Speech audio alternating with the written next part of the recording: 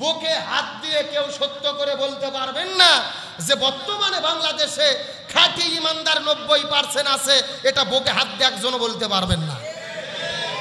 আজকে 90% মুসলমান যদি খাঁটি ইমানদার হতো, 2 দিন আগে দেখেছি বাংলাদেশের মুন্সিগঞ্জে একটা হুজুর জানাজার নামাজ পড়ার জন্য দাঁড়িয়ে গেছে, তার পেছনে মানুষেরা দাঁড়িয়ে আছে। জানাজার সালাত শুরু হয়ে গেল, নামাজ পড়তে পড়তে প্রশাসনের কিছু লোকজন গিয়ে ইমামকে নামাজ পড়িত অবস্থায় ওখান থেকে গ্রেফতার করে নিয়ে গেছে। জোরে বলেন নাউজুবিল্লাহ। 90% মুসলমানের দেশে নামাজ পড়িয়ে তো কোনো মুসল্লিকে গ্রেফতার করা হবে, এটা বিশ্বাস করতে লজ্জা হয়।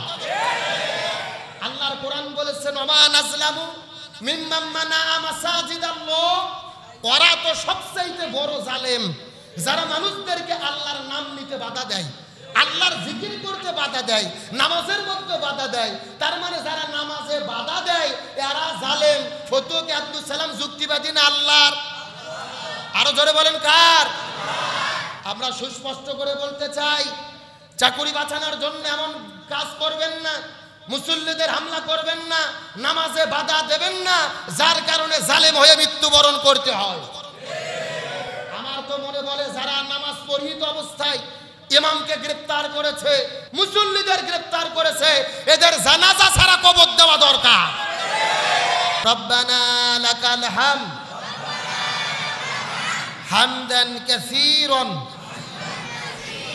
তাইয়িবান মুবারাকান ফীহি। আমরা প্রশংসা আদায় করলাম কার? প্রশংসা পাওয়ার একমাত্র যোগ্য মালিক কে? ইবাদত করব কার? দাসত্ব করব কার? গোলামি করব কার? প্রশংসা করলাম কার? লাভ হলো কার? আল্লাহ। আপনাদের বগুড়া জেলার কোন লোক যদি আল্লাহর প্রশংসা আদায় না করে, আল্লাহর কি খুব বেশি ক্ষতি হয়ে যাবে? আল্লাহর পাওয়ার কমে যাবে? তাহলে বলেন প্রশংসা আদায় করলে কার লাভ? আমাদের বলেন না, বলেন আমার লাভ।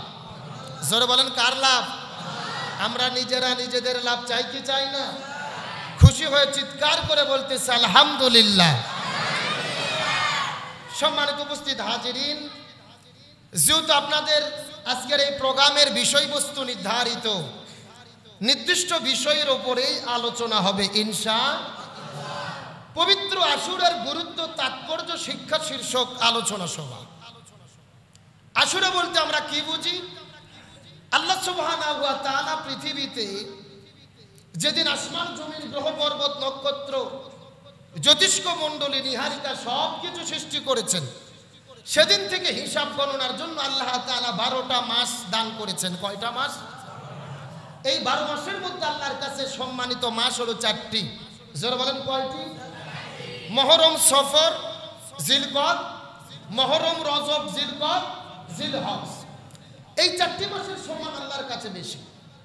আর এই মুহররম মাসের 10 তারিখকে আমরা আশুরা কেন বলি? আরবিতে আশারা শব্দের অর্থ হলো 10। আশারা মানে কত? যেহেতু মুহররম মাসের 10 তারিখের গুরুত্ব, তাৎপর্য অত্যাধিক, এই জন্য ইসলামী শরীয়তের পরিভাষায় মুহররম মাসের 10 তারিখে আশুরা বলা হয়ে থাকে। কিন্তু বাংলাদেশের মুসলমান আমরা মনে করি আশুরা মানেই হলো কারবালা। আশুরা মানে কি? মানে আশুরার আলোচনা হবে, আশুরার জিয়ারত হবে, আর কারবালার আলোচনা হবে না। এটা হতে পারে না। আশুরা মানে কারবালা। অবশ্যই আশুরার সঙ্গে কারবালার ঘটনার সম্পৃক্ততা আছে, কিন্তু আল্লামা বদরুদ্দিন আইনি রহমতুল্লাহ আলাইহি তার কিতাবের মধ্যে বলেন, পৃথিবীর শুরু থেকে শেষ করে শুরু করে হযরতে ঈসা আলাইহিস সালাম পর্যন্ত বড় বড় নবী রাসূলের যত গুরুত্বপূর্ণ ঘটনা, প্রত্যেকটি ঘটনা আল্লাহ তাআলা এই মুহররম মাসের 10 তারিখ আশুরার দিনে সংগঠিত করেছে। আর একটু জোরে বলেন। এমনকি পৃথিবীর সবচাইতে বড় স্বৈরাচার, যার নাম হলো ফিরাউন। নাম কি? এই ফিরাউন যেদিন লোহিত সাগরে ডুবে মরেছিল, আর মুসা আলাইহিস সালাম বনি ইসরাইল সম্প্রদায়দেরকে নিয়ে লোহিত সাগর পার হয়ে উদ্ধার হয়েছিল, ওই দিনটা কোনো যেন তেন দিন ছিল না। ওই দিনটা ছিল মুহররম মাসের 10 তারিখ আশুরার দিন। সুবহানাল্লাহ বলেন। তাহলে বোঝা গেল আশুরা কার পতনের দিন? ফিরাউনের পতনের দিন। জোরে বলেন কার পতনের দিন? না না, আপনাকে ভয় করতেছেন না, এটা কোরআনের বক্তব্য। ফিরাউন যেদিন পতন হয়েছিল এই দিন ছিল আশুরার দিন।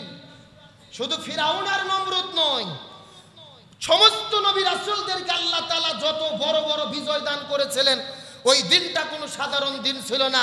ওই দিনটা ছিল মুহররম মাসের 10 তারিখ আশুরার দিন। আজকে আমরা বাংলাদেশের মধ্যে বসবাস করি, আমরা বলি 90% মুসলমানের দেশ, অথচ বাংলাদেশের বর্তমানে যে পরিবেশ চলতেছে, বুকে হাত দিয়ে কেউ সত্য করে বলতে পারবেন না যে বর্তমানে বাংলাদেশে খাঁটি ইমানদার 90% আছে। এটা বুকে হাত দিয়ে একজনও বলতে পারবেন না। আজকে 90% মুসলমান যদি খাঁটি ইমানদার হতো, 2 দিন আগে দেখেছি বাংলাদেশের মুন্সিগঞ্জে একটা হুজুর জানাজার নামাজ পড়ার জন্য দাঁড়িয়ে গেছে, তার পেছনে মানুষেরা দাঁড়িয়ে আছে। জানাজার সালাত শুরু হয়ে গেল, নামাজ পড়তে পড়তে প্রশাসনের কিছু লোকজন গিয়ে ইমামকে নামাজ পড়িত অবস্থায় ওখান থেকে গ্রেফতার করে নিয়ে গেছে। জোরে বলেন নাউজুবিল্লাহ।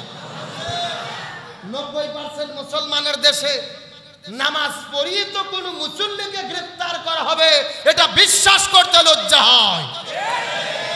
আল্লাহর কোরআন বলেছেন ওমা নাজলামু মিম্মান মানাআ মাসাজিদাল্লাহ, ওরা তো সবচেয়ে বড় জালেম যারা মানুষদেরকে আল্লাহর নাম নিতে বাধা দেয়, আল্লাহর জিকির করতে বাধা দেয়, নামাজের মধ্যে বাধা দেয়। তার মানে যারা নামাজে বাধা দেয় এরা জালেম।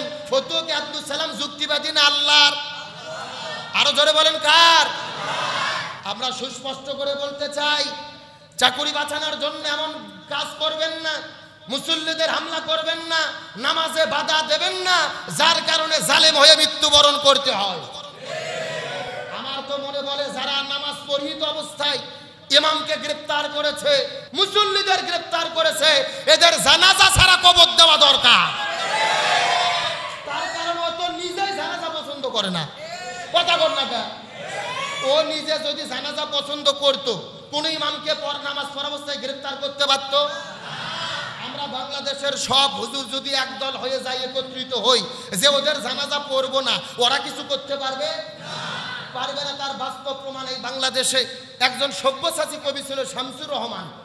ওই শয়তান মরার আগে বলছিল যে ফজর নামাজের যখন আজান দেয় মনে হয় ব্যবসা তার খরিদ্দারকে ডাকতেছে। জোরে বলেন নাউজুবিল্লাহ।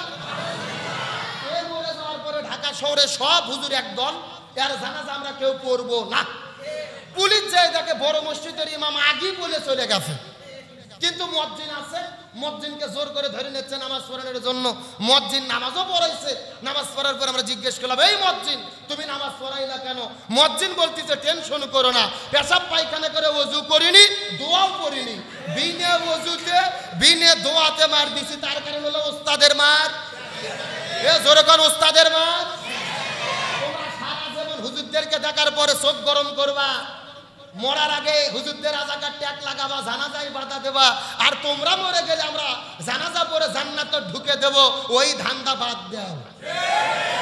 জোর করে নিয়ে যাবে নামাজ পড়ানোর জন্য, আল্লাহু আকবার বলে চুপ করে থাকবো, কোনো দোয়া পড়বো না, ফাটা বাটাম। এ কথা কোন? ইসলাম বিদ্বেষীদের সঙ্গে আপোষ হওয়ার কোনো সুযোগ নাই। তাহলে যে কথা বলতেছিলাম, আশুরার দিনে গুরুত্বপূর্ণ ঘটনা কে সংগঠিত করেছেন?